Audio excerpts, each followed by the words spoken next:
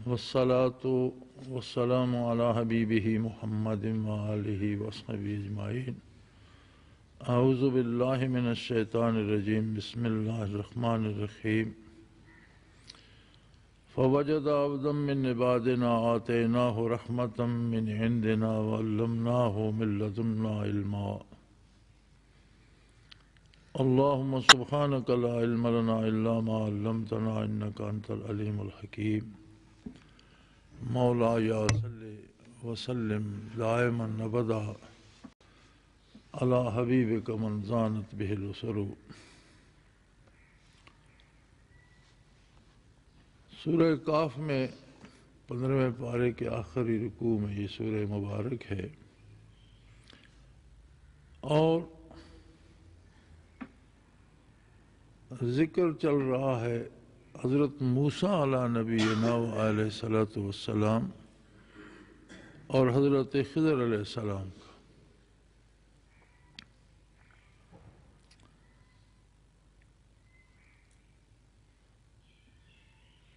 بعض ارواح اہل اللہ کی جو بہت ہی اعلیٰ مقام کی حامل ہوتی ہیں،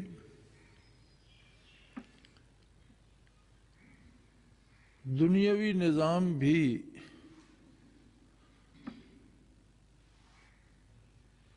کسی نہ کسی طور ان کے وجود سے وابستہ ہوتا ہے،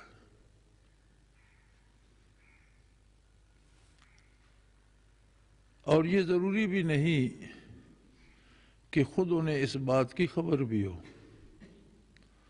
جیسے دنیا کا بہت سا نظام سورج کے ساتھ وابستہ ہے، اس کے طلوع و غروب، اس کی گرمی اور اس کی کمی بیشی کے ساتھ وابستہ ہے، چاند اور دوسرے سیاروں سے وابستہ ہے اور ان کے اثرات مرتب ہوتے ہیں، اسی طرح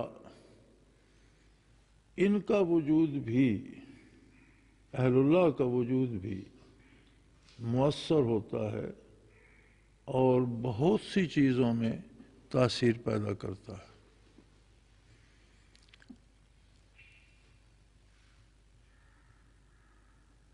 پھر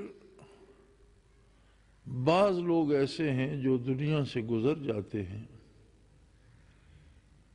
اور بعد وفات ان کی ارواح ملائکہ کی طرح کام کرتی ہیں۔ اللہ کریم انہیں ملائکہ کی طرح بعض امور پہ لگا دیتے ہیں جو وہ سر انجام دیتی ہیں۔ ان میں سے ایک ہستی حضرت خضر ہیں،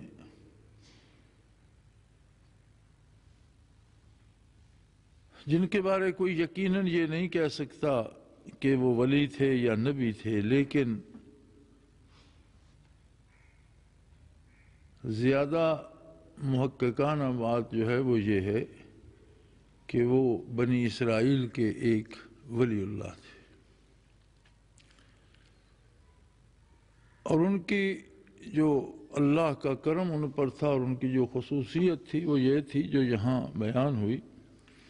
فوجد عبدا من عبادنا، میرے بندوں میں سے انہوں نے ایک بندے کو پایا۔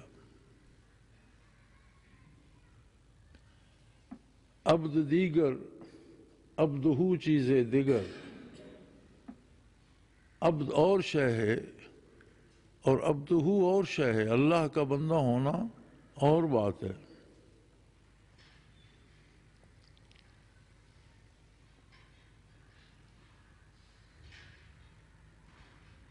تو یہاں خود رب کریم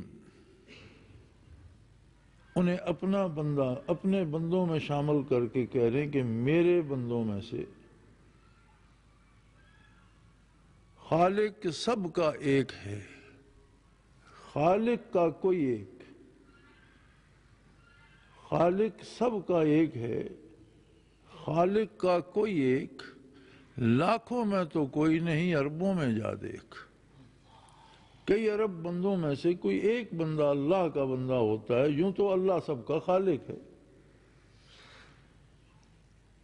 تو جو اس کے بندے ہیں اور پھر جنہیں وہ خود فرماتا ہے میرے بندے، فرمایا ان میں سے ایک بندے سے موسیٰ علیہ السلام کی ملاقات ہوئی اور اس بندے کی خصوصیت کیا تھی؟ آتیناہ رحمتا من عندنا، ہم نے اس پر بے شمار رحمت کی تھی، اور وہ کیا تھی؟ وَعَلَّمْنَاهُ مِن لَّدُنَّا عِلْمًا، ہم نے اسے اپنی طرف سے علم عطا کر دیا تھا۔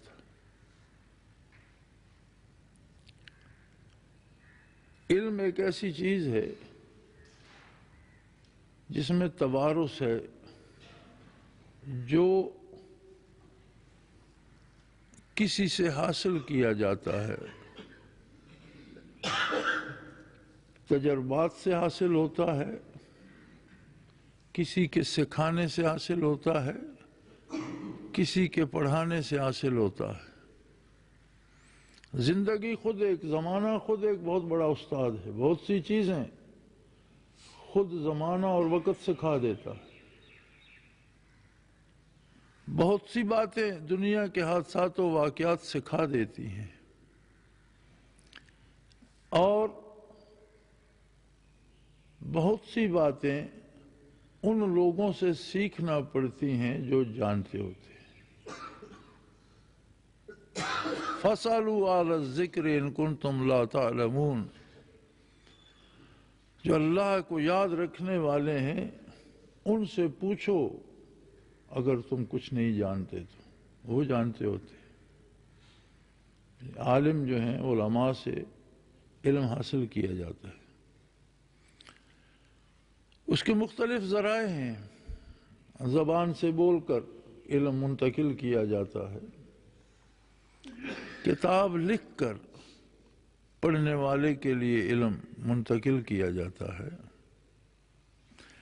پاس بیٹھے رہنے سے، کسی عالم کے پاس بیٹھے رہیں آپ، اٹھتے بیٹھتے رہیں تو آدمی بے شمار باتیں سیکھ جاتا ہے، اس بزم میں جو باتیں ہوتی ہیں سنتے سناتے وہ سیکھ جاتا ہے۔ علم کا ایک ذریعہ جو صرف قرآن کریم نے جس کا ذکر فرمایا اور جس کا ذکر دنیا میں کسی مذہب میں، کسی تاریخ میں، کسی کتاب میں نہیں ملتا، وہ یہ ہے، فرمایا وَعَلَّمْنَاهُ مِن لَّدُنَّا عِلْمًا، ہم نے اسے اپنی طرف سے علم دے دیا۔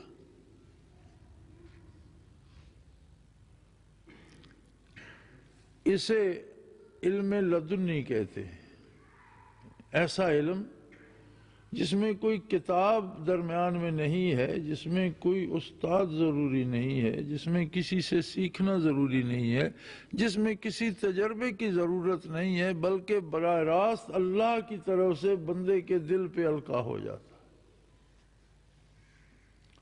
اور یہ خاصہ انبیاء علیہ السلام کا ہے۔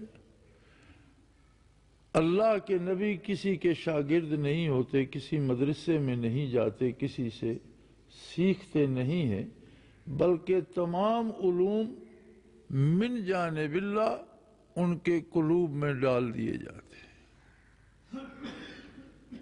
وہ ایسا قادر ہے کہ یوں تو ہر چیز کو علم دیتا ہے۔ آپ سمندری جانور کے بچے کو دیکھیں تو پیدا ہوتے ہی تیرنا شروع کر دیتا ہے، تیرنا سیکھتا تو کسی سے نہیں، وہ قدرت اسے عطا کر دیتی ہے تیرنے کا علم۔ اب جنگلی جانوروں کے بچے دیکھیں، جنگل میں پیدا ہوتے ہیں، پیدا ہوتے ہی کھڑے ہو جاتے ہیں، پھر وہ ماں کا دودھ تلاش کر لیتے ہیں، یہ ساری باتیں انہیں کون بتاتا ہے؟ میں ایک دن وائلڈ لائف کی دیکھ رہا تھا سیریز ایک، تو اس میں وہ دکھا رہے تھے کہ شتر مرغ کا بچہ انڈے سے نکلتا ہے،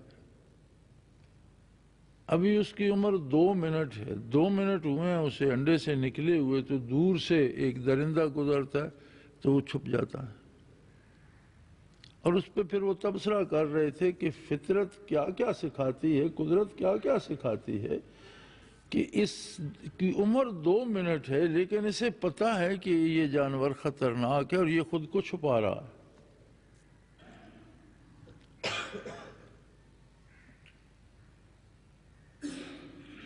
تو بے شمار مخلوق کو ان کی ضروریات کا علم اللہ کریم وہابی طور پر عطا فرماتے ہیں۔ ایک مکھی ایک مچھر تک ایسے علوم سے واقف ہیں جن سے عام انسان نہیں۔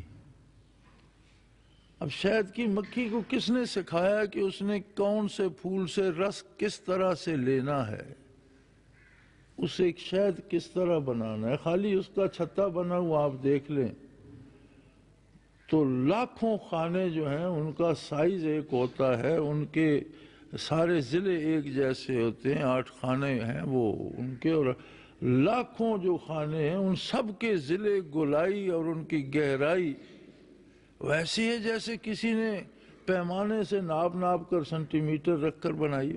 کون سکھاتا ہے اسے؟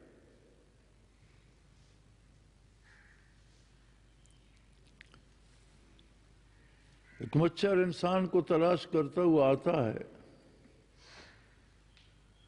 انسان جو سانس لے رہا ہوتا ہے اس میں وہ دور سے اسے پتہ چل جاتا ہے کہ وہاں انسان ہے، جو اس کی سمیل، جو اس کی خوشبو یا اس کی ایک طرح کی بو جا رہی ہوتی ہے اس میں، بدن پر آ کر یوں ہی نہیں آدمی کو ڈستا، بلکہ اسے باریک سے باریک رگیں اور وینز جو ہیں اسے نظر آ جاتی ہیں کہ یہاں رگ ہے، وہیں وہ ڈنگ مارتا ہے جہاں سے خون لیتا ہے، ہاتھ پر مارے، پاؤں پر مارے، کان پر کاٹ لے، لیکن مچھر ڈنگ اس وین میں چھوٹی سی رگ میں لگاتا ہے جس سے خون نکلتا ہے۔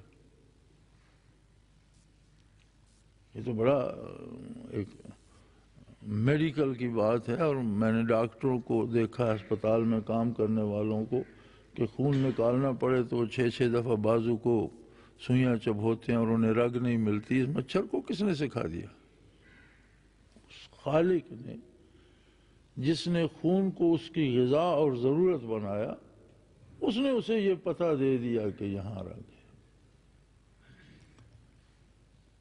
اب انسان کو کاٹنے والے ان چھوٹے چھوٹے جانوروں میں ایسے جانور ہیں کہ جہاں سے وہ خون لینا چاہتے ہیں پہلے ان کے منہ سے ایک لعاب سا نکلتا ہے، وہ آدمی کے بدن پہ لگا دیتے ہیں، جیسے ڈاکٹر دوائی لگا کر جگہ کو بے حس کر دیتا ہے۔ انسان کے پاس یہ علم بہت بعد میں آیا۔ آپ کو ابھی بھی وہ تصاویر ملتی ہیں جس میں آپریشن کرنے کے لیے وہ ڈنڈا مار کر بے ہوش کرتے تھے، پھر بے ہوش کرنے کے لیے دوائی بنی، اور آج انسان اس جگہ پہنچا ہے کہ وہ بے ہوش کیے بغیر ایک مخصوص حصے کو جس میں آپریشن کرنا چاہتا ہے اسے بے حس کر دے، وہاں دوائی لگا کر یا ٹیکہ لگا کر، اور پھر آپریشن کر لے۔ لیکن اس چیونٹی جتنی وہ چیز ہے اس کے پاس وہ دوائی پہلے سے ہے، پیدائش سے ہے، وہ جس رگ سے جہاں سے کاٹنا چاہتی ہے وہ پہلے وہ لگا دیتی ہے اور اپنا خون وہاں سے خون پی لیتی ہے، بندے کو پتہ تک نہیں چلتا، سو رہتا ہے، اٹھتا ہے تو اسے پتہ ہوتا ہے کہ یہاں کچھ ہوا۔ تو یہ سارے علوم ہیں جو ان کی اپنی زندگی کے لیے ضروری تھے اور اللہ نے انہیں عطا کر دیے۔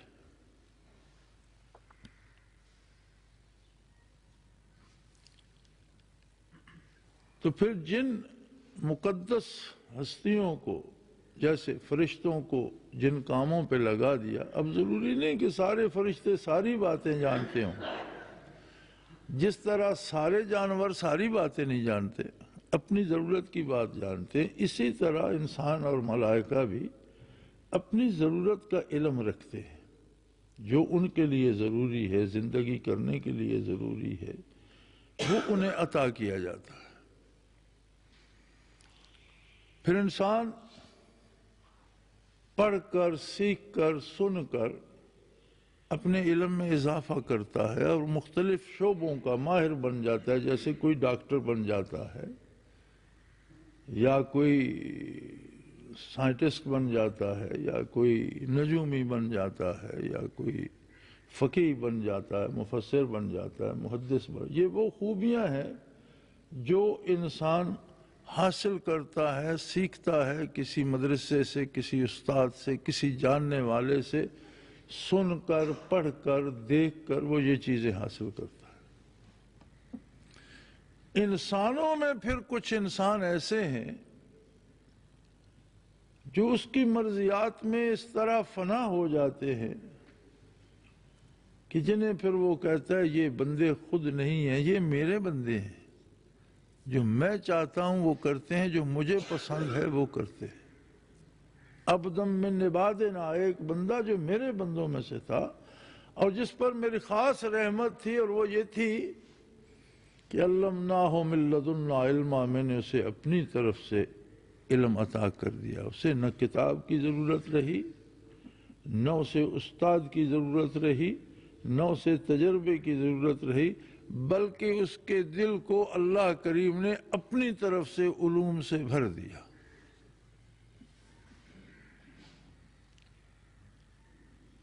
اور یہ وہ علم ہوتا ہے جو اس کی اپنی ذات کے لیے نہیں ہوتا، وہ علم ہوتا ہے جو کائنات کے لیے، اللہ کی مخلوق کے لیے اور دوسروں کے لیے اسے عطا کیا جاتا ہے۔ اور ایسے بندے بہت کم ہوتے ہیں،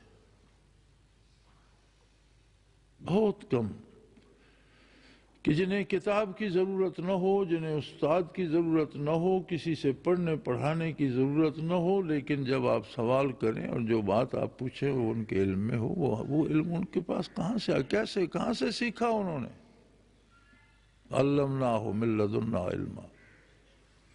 اب موسیٰ علیہ السلام اولی العزم رسول ہیں اللہ کے،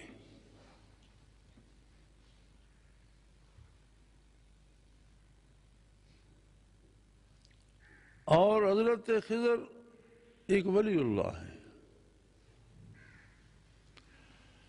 ظاہر ہے رسول کو جو علم عطا کیا جاتا ہے وہ بھی بہت وسیع ہوتا ہے، لیکن موسیٰ علیہ السلام کے پاس جو علم تھا وہ علم رسالت کا تھا، جو ان کی نبوت اور لوگوں کی اصلاح کے لیے جس جس چیز کی ضرورت تھی وہ ان کے پاس تھا۔ خضر علیہ السلام کو جو عطا کیا گیا وہ جن امور میں ان کی ڈیوٹی لگ گئی، ان کی ذمہ داری لگا دی گئی، جو فرائض ان کے ذمہ لگائے گئے، ان کی معلومات انہیں عطا کر دی گئی۔ اب ان سے موسیٰ علیہ السلام کا کیا تعلق؟ تو موسیٰ علیہ السلام ان سے فرمانے لگے، قال له موسیٰ هل اتبعک علی ان تعلمنی مما علمت رشدا۔ اللہ نے تیرے علم کی بہت تعریف فرمائی ہے، میں چاہتا ہوں کہ کچھ دن میں تیرے ساتھ رہوں اور وہ باتیں میں بھی سیکھوں، میں بھی دیکھوں۔ تو وہ فرمانے لگے، انک لن تستطیع معی صبرا، آپ میرے ساتھ صبر نہیں کر سکیں گے، آپ وہ باتیں برداشت نہیں کریں گے۔ کیوں نہیں کریں گے؟ فرمایا وَكَيْفَ تَصْبِرُ عَلَىٰ مَا لَمْ تُحِطْ بِهِ خُبْرًا، اس بات پہ آپ کیسے صبر کریں گے جس کی آپ کو خبر ہی نہیں ہوگی۔ آپ رسول ہیں اللہ کے، اور علم رسول ہیں، اور آپ کے علم رسالت بہت وسیع ہے، لیکن اپنے موضوع سے متعلق ہے۔ جو کام میرے ذمے ہے اس کی معلومات میرے پاس ہیں، ان کی خبر آپ کو نہیں ہے۔ آپ اس بات کو دیکھیں گے اس علم شرعی کی نظر سے جو آپ کے پاس رسالت و نبوت کا علم ہے۔ میں جو کام کروں گا وہ میں اس حکم کے مطابق کروں گا جو اللہ میرے قلب پہ القاء کر دے گا۔ اب اس میں اور آپ کے علم میں تو ملاپ نہیں ہوگا، پھر آپ میرے ساتھ کیسے صبر کر سکیں گے؟ تو انہوں نے فرمایا نہیں، میں صبر کر لوں گا، آپ کی بات نہیں ٹوکوں گا، آپ مجھے ساتھ رکھیں۔ انہوں نے شرط عائد کر دی کہ ساتھ تو میں رکھتا ہوں، لیکن شرط یہ کہ آپ مجھ پر سوال نہیں کریں گے، جو میں کرتا ہوں آپ دیکھتے جائیں، ہاں میں خود چاہوں تو آپ کو بتا دوں۔ اب اکٹھے چلے تو ایک کشتی میں سوار ہوئے۔ خضر علیہ السلام کے پاس تو قدرت کی طاقت تھی اور انہیں موسیٰ علیہ السلام ہی دیکھ رہے تھے، ورنہ وہ تو روح تھے، دوسروں کو تو نظر نہیں آ رہے تھے۔ تو انہوں نے ایک جگہ اس طرح انگلی سے لکیر ڈالی اور وہاں سے کشتی میں کریک آ گیا، تڑک گئی، لکڑ پھٹ گئی۔ اب موسیٰ علیہ السلام بے قرار ہو گئے، انہوں نے کہا یار یہ کیا تماشا ہے، بیچ دریا کے کشتی توڑ رہے ہو، اور انہوں نے ہمیں سوار بھی کیا، ہماری عزت بھی کی، اور بھی بہت سے لوگ سوار ہیں، تم نے اسے چیر دیا، تو یہ کیا کیا؟ خضر علیہ السلام نے عرض کی کہ حضرت میں نے عرض کیا تھا کہ آپ میری باتیں برداشت نہیں کریں گے، تو پہلے شرط تھی کہ آپ سوال نہیں کریں گے، آپ نے سوال کیوں کیا؟ فرمانے لگا اچھا یار میں نہیں پوچھتا، چلو چلتے ہیں۔ دریا سے پار اترے، ایک آبادی سے گزرے، کوئی بچہ کھیل رہا تھا، انہوں نے اسے قتل کر دیا۔ موسیٰ علیہ السلام بگڑ گئے، انہوں نے کہا ایک معصوم بچے کو قتل کرنے میں کیا حکمت ہے بھئی، اسے کیوں؟ بظاہر دنیا والوں نے تو یہی دیکھا ہوگا کہ کھیلتا کھیلتا بچہ فوت ہو گیا، لیکن اس کی موت کا سبب اللہ نے انہیں بنا دیا۔ انہوں نے پھر یاد کرایا کہ آپ کا وعدہ تھا سوال نہیں کریں گے، آپ پھر اپنے وعدے کی خلاف ورزی کر رہے۔ تو موسیٰ علیہ السلام نے فرمایا ان سألتک عن شیء بعدھا فلا تصاحبنی، بھئی اب اس کے بعد اگر میں نے سوال کیا تو میں آپ سے الگ ہو جاؤں گا، میں اب سوال نہیں کرتا۔ فانطلقا، پھر چل پڑے۔ ایک آبادی میں پہنچے،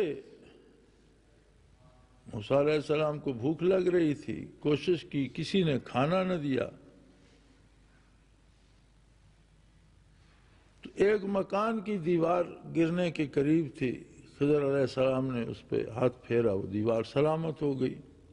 موسیٰ علیہ السلام سے نہ رہا گیا، کہنے لگے اگر دیوار ہی بنانی تھی تو اس کی مزدوری لے لیتے، بھوک سے تو ہم نہ مرتے، کھانا خرید لیتے، یہاں تو کسی نے کھانے کو نہیں دیا، تو آپ نے اگر دیوار درست کرنی تھی تو لَاتَّخَذْتَ عَلَيْهِ اجرا، اس پر مزدوری تو لیتے۔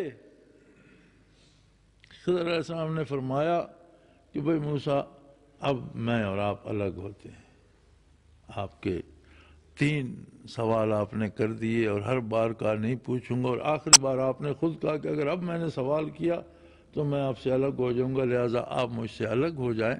لیکن اب ان تینوں بات تھی اپنے فوجیوں کے لیے، اور یہ لوگ غریب تھے اور ان کا اسی پہ روزگار تھا، تو اللہ نے مجھے یہ بات بتا دی، میں نے کشتی میں چھوٹا سا عیب ڈال دیا، اب ان سے بادشاہ نہیں چھینے گا، ان کا روزگار چلتا رہے گا، چونکہ وہ عیب دار کشتیاں نہیں لے رہا۔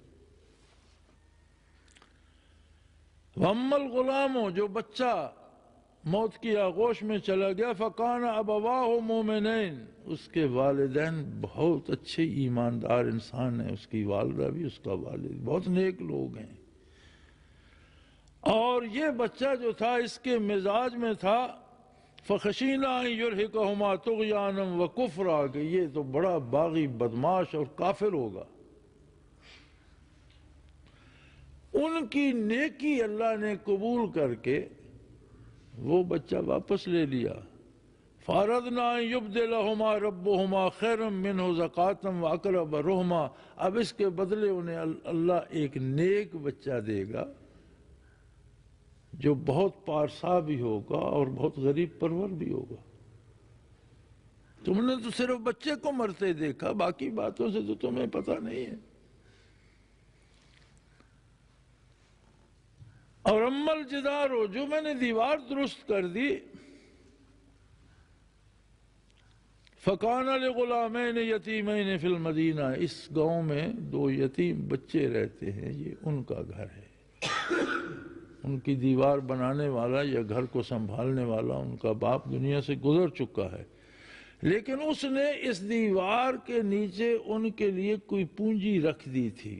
کان تحتہ کنز لہما، ایک خزانہ تھا جو ان کے والد نے اس دیوار کے نیچے چھپا دیا تھا، اب اگر دیوار گر جاتی، خزانہ سامنے آ جاتا، تو یہ تو چھوٹے چھوٹے بچے ہیں، لوگ رشتہ دار لے کر کھا جاتے۔ وَكَانَ أَبُوهُمَا صَالِحًا، ان کا باپ نیک آدمی تھا۔ فَأَرَادَ رَبُّكَ أَن يَبْلُغَا أَشُدَّهُمَا وَيَسْتَخْرِجَا كَنزَهُمَا، تو تیرے رب نے یہ بات پسند کی کہ جب وہ خود بڑے ہوں تو اپنا خزانہ نکالیں، لوگ ان سے چھین نہ لیں، مجھے حکم دیا، میں نے دیوار سیدھی کر دی۔ رحمتم من ربک، یہ جو کچھ بھی ہوا جو تمہیں بظاہر بڑا تکلیف دہ نظر آیا، یہ سارا تیرے اللہ کی رحمت بانٹنے کا انداز ہے۔ یہ اس کے مختلف انداز ہیں، جس طرح وہ بندوں پہ رحم فرماتا ہے، خود بندے کو سمجھ نہیں آتی، وہ شکوہ کر رہا ہوتا ہے، شکایت کر رہا ہوتا ہے، میرا بیٹا فوت ہو گیا، میرا بھائی مارا گیا، میرا فلاں ہو گیا، لیکن اگر وہ اللہ کا بندہ ہے تو اس میں بھی اس پر اللہ کی رحمت ہو رہی ہوتی ہے، اور اللہ کی طرف سے اس کا کام بہتر ہو رہا ہوتا ہے۔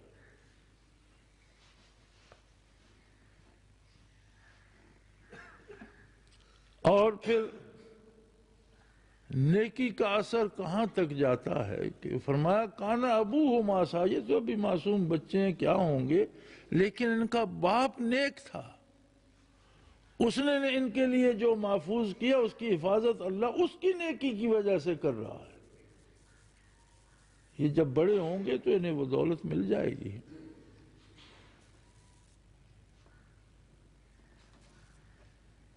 وما فعلتہ عن امری، میں نے اپنی پسند سے کچھ نہیں کیا موسیٰ، مجھے جو جو اللہ بتاتا گیا میں وہ کرتا گیا۔ جن باتوں پہ آپ بھی صبر نہ کر سکے، ان کا جواب اور ان کا حل اور ان کا جواز یہ ہے۔ تو یہ ہے علم لدنی، یعنی جو علم بغیر کسی سے پڑھے، بغیر کسی سے سیکھے، بغیر مطالعے کے من جانب اللہ بندے مومن کے دل میں اترتا ہے، القاء ہوتا ہے اور اس میں آ جاتا ہے۔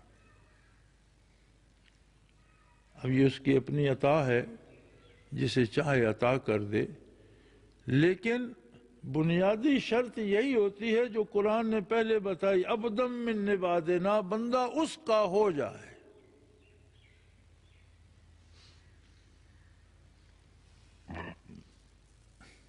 جو بندہ اپنی پسند چھوڑ دے، جو بندہ اپنی مرضی چھوڑ دے، جو اس بندے کا اپنا ارادہ ختم ہو جائے اور اس کی زندگی میں ایک بات رہ جائے کہ کیا کرنا ہے، اس کے بارے اللہ کا حکم کیا ہے، اللہ کے نبی صلی اللہ علیہ وسلم کا حکم کیا ہے، جیسا حضور فرمائے ویسا کرنا ہے، جس چیز کے کھانے کی اجازت دیں وہ کھانی ہے، جس کی اجازت نہیں ہوگی وہ نہیں کھانی ہے۔ تو یہ بہت بڑا فاصلہ ہے ہمارے درمیان اور ان بندوں کے درمیان۔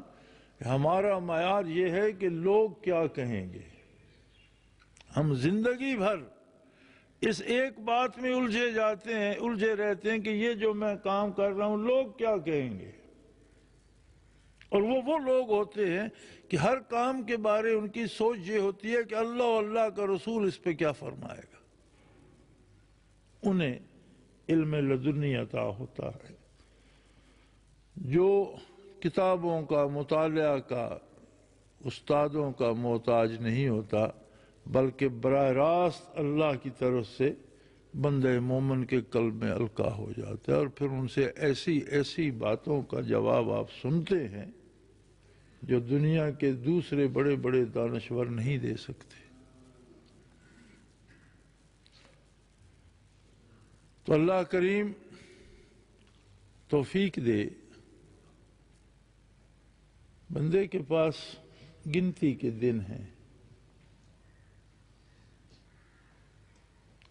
اگر کوئی بڑی لمبی عمر بھی جیے، 100 سال بھی جی لے، تو پہلے 15-20 سال بچپن کی نظر ہو جاتے ہیں، اور 70-75 کے بعد سے 20-25 سال بڑھاپے کی نظر ہو جاتے ہیں۔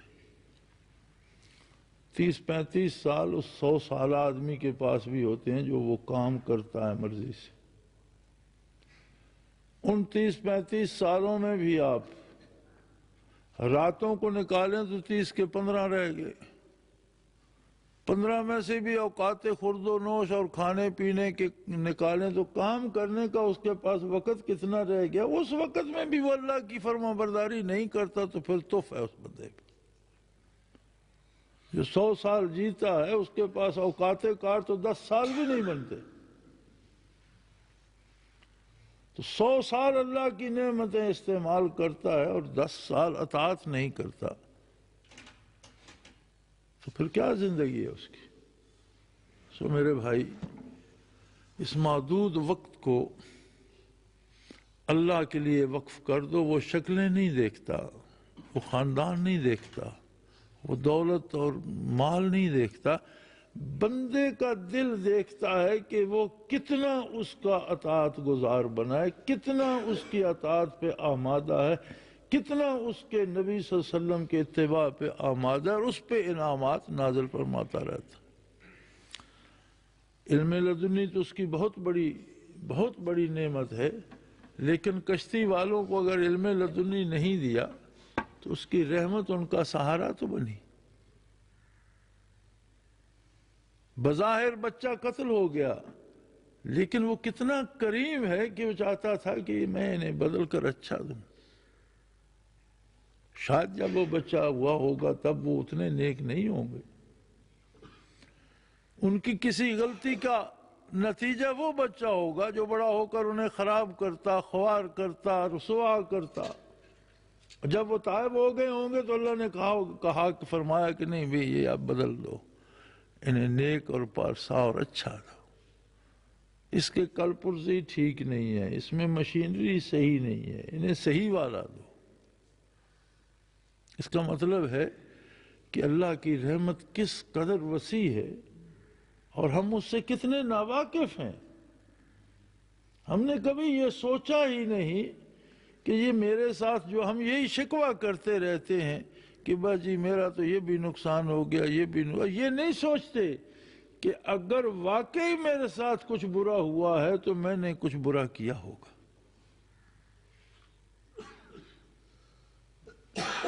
اور اگر اسے ہم برا سمجھتے ہیں تو پھر اپنے کردار کو صحیح کریں اور توبہ کریں اور اللہ سے اسی وقت عرض کریں کہ یا اللہ میں نے ظلم کیا ہے، تو غفور الرحیم ہے، مجھے معاف کر دے اور مجھے اپنی اطاعت کی توفیق عطا کر دے۔